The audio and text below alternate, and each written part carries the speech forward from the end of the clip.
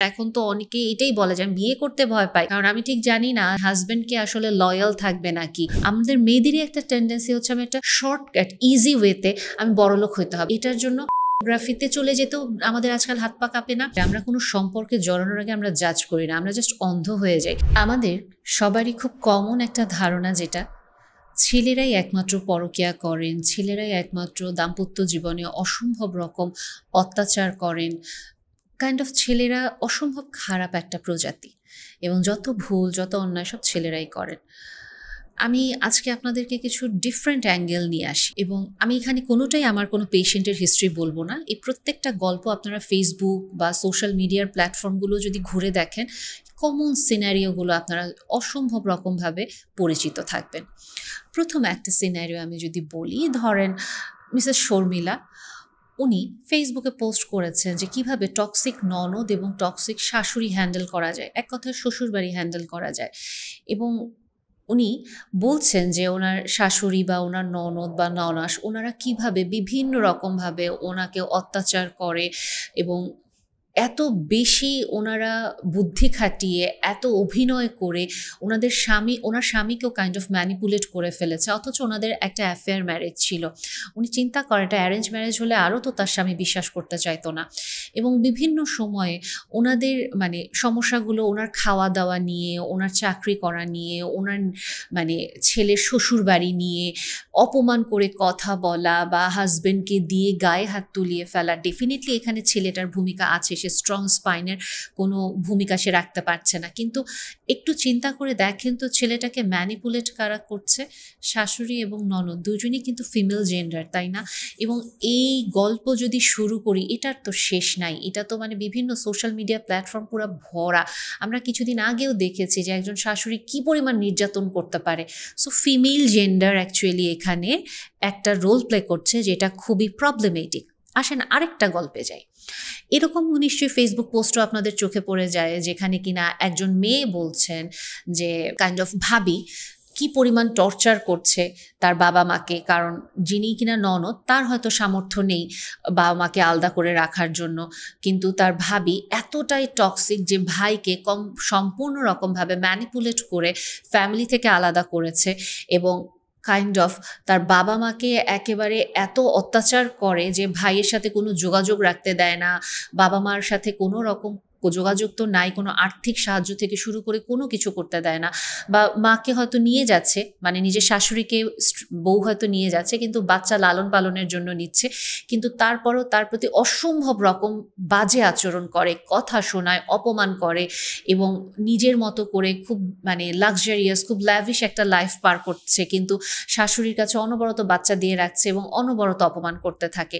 এই টক্সিক গল্পগুলোও নিশ্চয়ই চোখে পড়ে, এবং আরও নিশ্চয়ই এরকম পোস্টও আপনাদের চোখে পড়ে অহরহ, যেখানে একটা মেয়ে আরেকটা মেয়ের ঘর ভাঙছে পরকীয়ার মাধ্যমে। এবং অনেক সময় তো আমরা এই গল্পগুলো দিয়ে মোটামুটি আমরা এত বেশি তটস্থ থাকে, আমরা এখন তো অনেকে এটাই বলে যে আমি বিয়ে করতে ভয় পাই, কারণ আমি ঠিক জানি না যে আমার হাজব্যান্ডকে আসলে লয়াল থাকবে নাকি, ওকে কোনো এক্সট্রা ম্যারিটাল অ্যাফেয়ারে যাবে নাকি। বা অনেক সময় এইরকম ফেসবুক গ্রুপও আমি দেখেছি যে নিজের বয়ফ্রেন্ডের ছবি পোস্ট করে বলতেছে, আপু আপনাদেরকে এই ছেলের সাথে কারো রিলেশন আছে কিনা, এ আমার কারেন্ট বয়ফ্রেন্ড, আপনি অবশ্যই একটু বলবেন যদি এরকম অ্যাফেয়ার থাকে। তার আপনি চিন্তা করেন, এখানে ছেলে তো খারাপ, আমি এটা সবসময় বলি, ছেলেরা দুষ্ট, ওদের আপব্রিঙ্গিংটা ঠিকমতো হয়নি, ওদের মেন্টাল গ্রোথ নাই, ওরা ইম্যাচিওর, ওরা কোনো রেসপন্সিবিলিটি নিচ্ছে না। বাট আমরা মেয়েরা তাহলে এগুলো কি করছি? ছেলেটা অ্যাফেয়ার করে কার সাথে? এক্সট্রা ম্যারিটাল অ্যাফেয়ারে তো সে একটা মেয়ের সাথেই যাচ্ছে, কারণ এখনও তো আসলে অন্য যে অ্যাঙ্গেলে আমরা বলবো ওইটা তো এত প্রচলিত না। সো যখন একটা এক্সট্রা ম্যারিটাল অ্যাফেয়ারে যাচ্ছে, অনেক সময় এটা হয় ওয়াইফ ডেসপারেটলি যেই মেয়েটার সাথে এক্সট্রা ম্যারিটাল অ্যাফেয়ারে যাচ্ছে তার সাথে যোগাযোগ করে যে প্লিজ আমার সংসার আছে, আমার বাচ্চা আছে, আপনি এই সম্পর্কে থেকেন না। অসম্ভব রকম অপমান করে একটা মেয়ে আরেকটা মেয়েকে দূর দূর করে তাড়িয়ে দেয়, এবং নোংরা নোংরা কথা বলে। আপনার স্বামীকে আপনি ধরে রাখতে পারেন না, আমি কি করব? আপনার হয়তো এই কমতি আছে, ওই কমতি আছে, মেয়েটাকে ক্ষত বিক্ষত ঝাঁঝরা করে দিচ্ছে। আবার অনেক সময় জাস্ট বিকজ টাকা পয়সা, একটা লাক্সারিয়াস ল্যাভিশ লাইফস্টাইল, একটা স্ট্যাবলিশড পারসন, বা কাইন্ড অফ বলা যেতে পারে একটা লাইফ সিকিউরিটি দিচ্ছে একটা ছেলে, একটা ইন্স্যুরেন্স কোম্পানির মতো কিছু মানে ট্যাগলাইন দিয়ে দিচ্ছে। এই কারণেও অনেক মেয়েরা 20 বছর মেয়েরা 40 বছরের বয়সী পুরুষদের সাথে আজকাল অ্যাটাচ হচ্ছে। এবং আপনারা নিশ্চয়ই এই ট্রেন্ডটা খেয়াল করে দেখেছেন না, 20 আর 40-এর একটা কম্বিনেশন হচ্ছে এখন অনেক বেশি, বা মিড 35 টু 18 বা 20 বছরের দিকে। তাহলে আমরা মেয়েরা কি করছি? এটা কি নোংরা কাজ না? আপনি জানেন একজন ভদ্রলোকের ঘরে স্ত্রী আছে, ঘরের সন্তান আছে, তারপরেও আপনি এই সম্পর্কে জড়াচ্ছেন। এবং অনেক ক্ষেত্রে আপনারা এটাও বলেন যে আমি তো আসলে জানতাম না যে উনি বিবাহিত, আমি তো জানতাম যে উনি অবিবাহিত, তারপরে জেনেছি। তারপরে জানার পরে চলে আসেন। আপনি হয়তো ভাবছেন এই মানুষটাকে ছাড়তে চাচ্ছি, কিন্তু আমি তো ছেড়ে বেঁচে থাকতে পারছি না। আসলে কিছু কিছু মেয়ে ট্র্যাপে পড়ে যায়। বাট দেখেন, সব সময় তো আমি আমার নিজের ভালো থাকাটাকে গুরুত্ব দিতে পারি না, কিছু কিছু সময় তো আমার অন্যের ভালো থাকাটাকে গুরুত্ব দিতে হবে। এবং যখন আমি কখনো অন্য একটা মানুষকে গুড ইন্টেনশনে হেল্প করার জন্য নিজেকে কষ্ট দিব, ডেফিনেটলি এটার রিওয়ার্ড আমি অনেক বেশি পরিমাণে পাবো। কিন্তু আমরা কিন্তু এটা মানতে অভ্যস্ত না। আমাদের মেয়েদেরই একটা টেন্ডেন্সি হচ্ছে আমি একটা শর্টকাট ইজি ওয়েতে আমি বড়লোক হইতে হবে, আমাকে একটা ল্যাভিশ লাইফে যাইতে হবে। এবং এটার জন্য আমরা পর্নোগ্রাফিতে চলে যেতেও আমাদের আজকাল হাত পা কাঁপে না, সফট পর্ন হিসেবে নিজের প্রোফাইলটাকে বানিয়ে ফেলতেও আমাদের হাত পা কাঁপে না। এবং অনেক পুরুষ মানুষ আমার অ্যাটেনশনে থাকবে, এর ভিতরে আমি কাইন্ড অফ ফিশিং করব, যে সবচেয়ে বড় লোক, যে সবচেয়ে কেপেবল, এলিজিবল, তাকে আমি নিয়ে নিব। তার ওয়াইফ আছে না সন্তান আছে, ওইটা আমার দেখার বিষয় না। এই কাজগুলো করে না আমাদের মেয়েরা। এরকম পোস্ট কি আপনারা ফেসবুকে দেখেন না? এবং আরও যদি আমি বলি, এরকমও কিন্তু কেস অহরহ পাওয়া যায়, অফিসে বলেন বা বিভিন্ন আড্ডাতে বলেন বা ফ্রেন্ডস অফ ফ্রেন্ড বলেন, বিভিন্ন গেট টুগেদারে হঠাৎ করে একটা মেয়ের হয়তো একটা ছেলেকে ভালো লেগে গেল, এবং এরপর থেকে ছেলেটাকে সে সিডিউস করার জন্য বিভিন্ন রকম অপশন ট্রাই করছে। এবং ছেলেটা যতই বলছে যে না এটা সম্ভব না, এবং সে যতই মানে পোলাইটলি রিজেক্ট করার চেষ্টা করছে, নিজের ওয়াইফের সাথে সে কানেক্ট করার ট্রাই করছে, ওই মেয়ের সিডিউস করার মানে প্রবণতা, ওই মেয়ের ওই ছেলেটাকে অ্যাচিভ করার যে ডেসপারেশন, এটা আরও তীব্র থেকে তীব্রতর হতে থাকে। এগেইন ওয়াইফ যদি কথাও বলে, অফিসে গিয়ে কমপ্লেনও যদি করে, ওই মেয়ে হয়তো একটুক্ষণের জন্য পেছাচ্ছে, কিন্তু এগেইন প্ররোচনা দেওয়ার জন্য যে কাজগুলো করছিল ওগুলো সে আসলে চালুই রাখে, ইনডিরেক্টলি চালু রাখে। এবং আরও কিছু ক্ষেত্রে এই যে আপনি দেখেন, একটা মেয়ে যখন একটা ছেলেকে কন্টিনিউয়াস প্ররোচনার ভিতরে রাখার চেষ্টা করবে, আমি যেটা বলছি ছেলেদের কন্ট্রোল এমনি কম থাকে, এবং আমরা ধরেই নিচ্ছি যে ছেলেরা গনকেস, এরা আর কোনো কিছুর ভিতরে নাই, এবং ছেলেরা দেখতে পছন্দ করে, এবং তাদের একটা খুব কমন দুর্বলতা হচ্ছে একটা মেয়ে। সেই জায়গায় দিনের পর দিন যখন একটা মেয়ে তাকে প্ররোচনা দিয়ে যাচ্ছে, যদি তার খুব স্ট্রং ক্যারেক্টার না থাকে, আল্লাহর ভয় না থাকে, এবং সে যদি তার ওয়াইফের সাথে অসম্ভব রকমের লয়্যালটি বা ওপেন কমিউনিকেশন, ক্লিয়ার কমিউনিকেশনে না থাকে, সে কিন্তু কোনো না কোনো একটা সময় স্লিপ করেই যেতে পারে একটা উইমে এসে, এবং তারপর পরে সে হয়তো ঠিক হয়ে গেল, বাট তার একটা স্লিপ আসতে পারে। এখানে কি আমরা তাহলে শুধু ছেলেটার দোষ দিব? এখানে কি অন্য কোথাও কোনো দোষ নাই? আবার এরকম কেস কি আপনারা শুনেছেন বা কখনো শোনেন যে একটা স্ত্রী তার হাজব্যান্ডকে অসম্ভব রকম টর্চার করে ইমোশনালি, ফিজিক্যালি?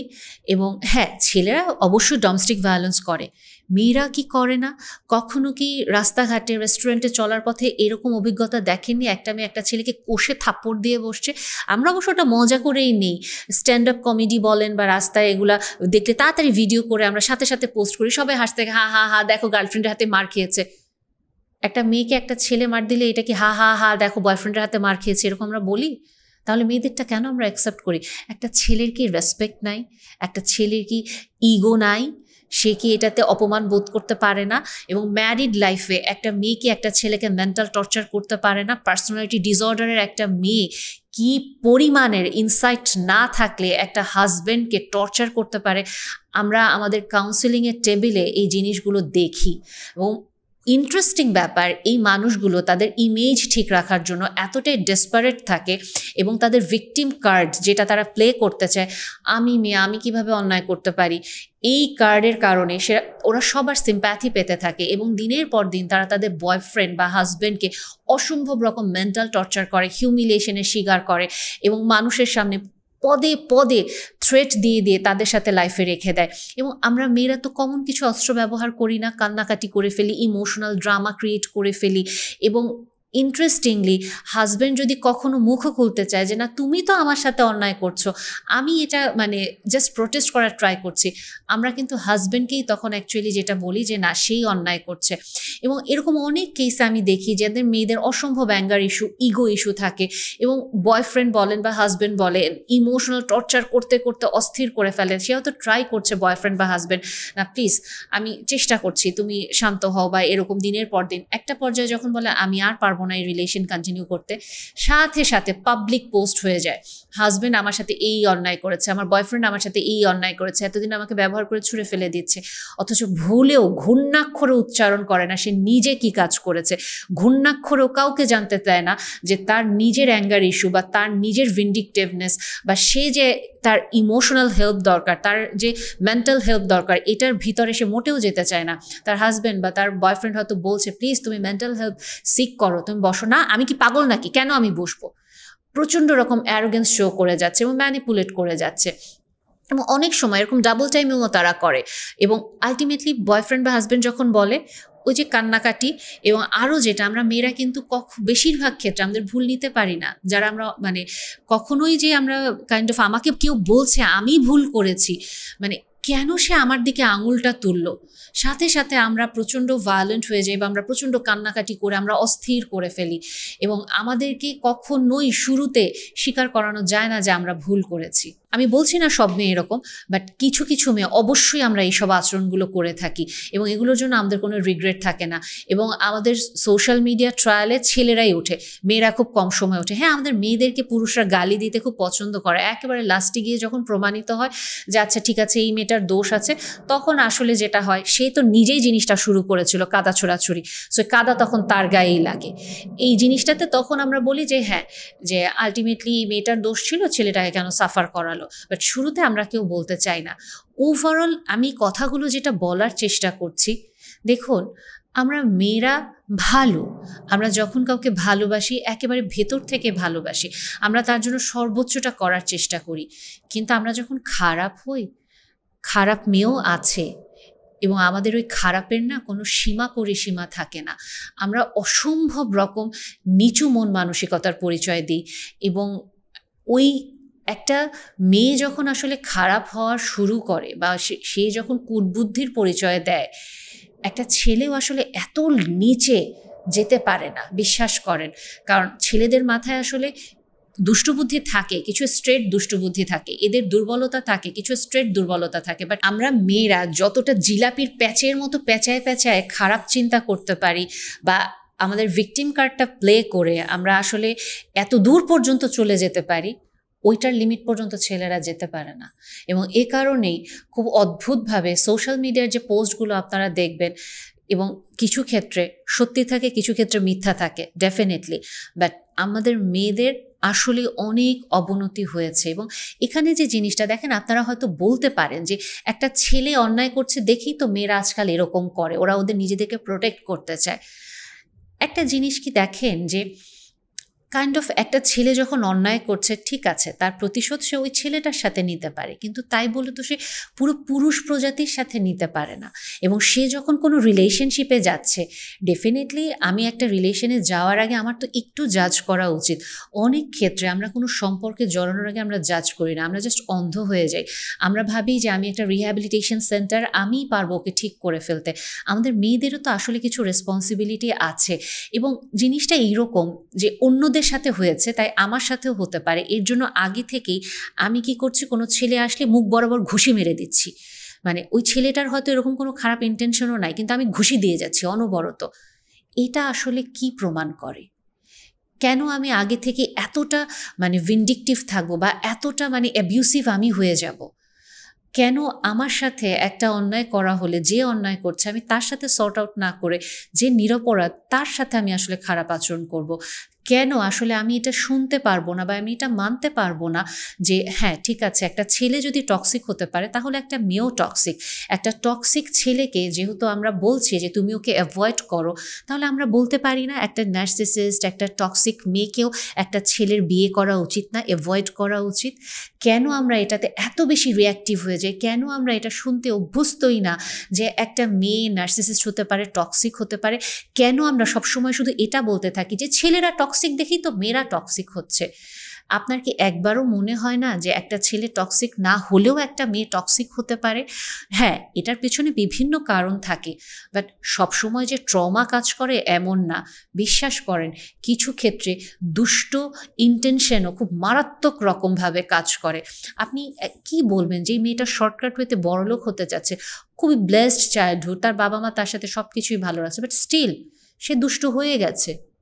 এই সোশ্যাল মিডিয়ার মাধ্যমে তার মেন্টাল মডেল, তার এক্সপেকটেশন ওরকম হচ্ছে, সে আনগ্রেটফুল, সে ওরকম হয়ে যাচ্ছে, সে টক্সিক একটা মেয়েতে রূপান্তর হয়ে গিয়েছে। তাহলে আপনি কি বলবেন যে না, সে একটা ছেলের জন্য হয়েছে?